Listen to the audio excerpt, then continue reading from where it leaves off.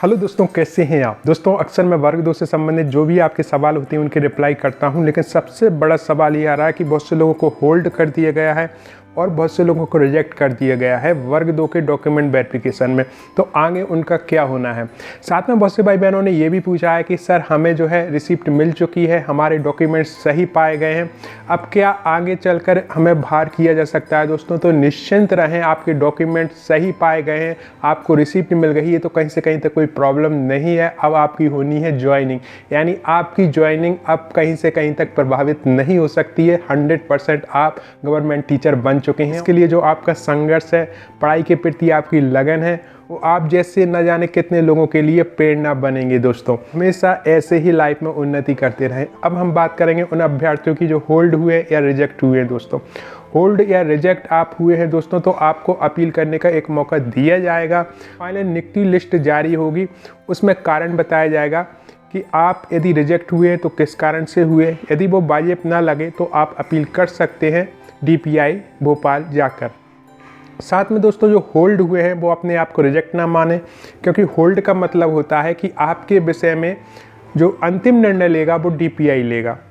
यहाँ पर कहा यह गया था कि यदि आप डॉक्यूमेंट वेरिफिकेशन कर रहे हैं और कोई ऐसा नियम सामने आ रहा है जिस पर आप निर्णय नहीं ले पा रहे हैं, तो उसे होल्ड करके जो है DPI को वो आपकी पूरी फाइल जाएगी और उस पर उनका अंतिम निर्णय होगा। फिर आपको मालूम पड़ेगा कि आपका होल्ड हटा है तो आप रिजेक्ट की श्रेणी में आते हो, सिलेक्ट की श्रेणी में आते हो। ज़्यादातर जो होल्ड हुए हैं वो इसलिए हुए हैं क्योंकि उन्होंने B.Ed कर लिया था, और जैसे आपको मालूम है कि बहुत से लोगों ने वापस से ग्रेजुएशन किया, खासकर इंग्लिश से ग्रेजुएशन किया, आज वो मेरिट में है, लेकिन वहाँ पर उन्हें होल्ड इसलिए कर दिया गया कि ये माना जा रहा है कि आपने B.Ed पहले कर लिया है और ग्रेजुएशन बाद में किया है, जबकि वो सेकंड ग्रेजुएशन है। फर्स्ट ग्रेजुएशन किया था, उसके बाद आपने B.Ed किया है, लेकिन जब उस सब्जेक्ट में पोस्टें नहीं आ रही थी तो फिर दोबारा से ग्रेजुएशन कर लिया है। दोस्तों, मैंने सभी शिक्षावर्ती से नियम देखे हैं। दोस्तों, ऐसा कहीं भी कोई नियम नहीं दिखा जिसमें ये कहा गया हो कि इंसान दोबारा से ग्रेजुएशन नहीं कर सकता।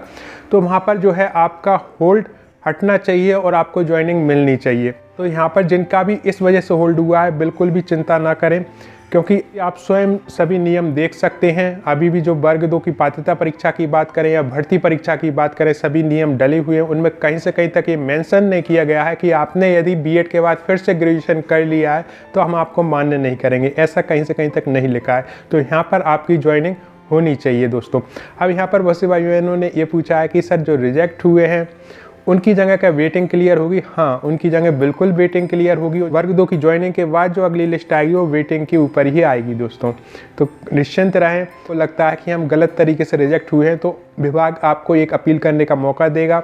होल्ड वालों को थोड़ा सा धैर्य रखना है, क्योंकि आप ना तो अभी सिलेक्ट में हैं ना रिजेक्ट में हैं। आपका जो निर्णय है DPI लेगा, उसके बाद फिर आपको भी मौका दिया जाएगा। यदि आप सिलेक्ट में आ गए तो कोई दिक्कत नहीं है, यदि आप रिजेक्ट भी होते हो तब भी DPI आपकी बात सुनेगा। दोस्तों, तो कहीं से कहीं तक कोई प्रॉब्लम नहीं, थोड़ा सा धैर्य रखें।